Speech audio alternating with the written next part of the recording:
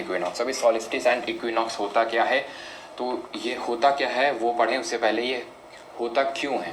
तो ये इसलिए होता है क्योंकि हमारी जो अर्थ है वो रेवोल्यूशन करती है किसके अराउंड, वो that revolves around the orbit of the sun. ठीक है, ये आपका ये अर्थ का ऑर्बिट है। ठीक है, और इस सन के अराउंड जो है रिवॉल्व करती है हमारी अर्थ, पहला चीज़। और दूसरा फैक्टर यहाँ पे जो अर्थ का टिल्ट है, देख पा रहे हो यहाँ पे अर्थ सीधी नहीं है। अगर अर्थ सीधी होती तो उसका रोटेशनल एक्सिस कुछ ऐसा होता, बट इसका रोटेशनल एक्सिस इतना है। मैंने बताया था कितना डिग्री टिल्टेड है ये पिछले वीडियो में, 23.5 डिग्री ये आपका टिल्टेड है अपनी जो ऑर्बिटल एक्सिस है उससे। इसका रोटेशनल एक्सिस जो है 23.5 डिग्री टिल्टेड है।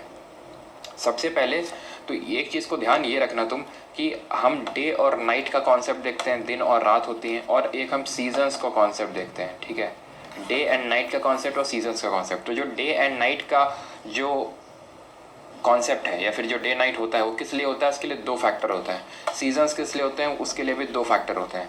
इसमें दोनों में जो एक कॉमन फैक्टर है that is tilt of the earth. दोनों में जो एक कॉमन फैक्टर है that is tilt of the earth. ठीक है, टिल्ट ऑफ द अर्थ कितना है, 23.5 degree from its orbital axis. ठीक, और अगर जो डिफरेंशिएटिंग फैक्टर अगर हम बात करें तो यहाँ पे रोटेशन है और सीजन्स के केस में रेवोल्यूशन है। समझ गया ना अभी मैंने क्या बोला। मैंने ये बोला कि रोटेशन क्यों होता है अगर ये पूछेगा तो दो रीज़न है। सॉरी, डे एंड नाइट क्यों होते हैं अगर उसके रीज़न पूछेगा तो उसके दो रीज़न है। एक तो है रोटेशन एंड दूसरा है जो उसका अर्थ का टिल्ट है। अगर पूछता है सीजन क्यों होते हैं तो दो रीज़न है, एक तो है रेवोल्यूशन और दूसरा वही common tilt of the earth.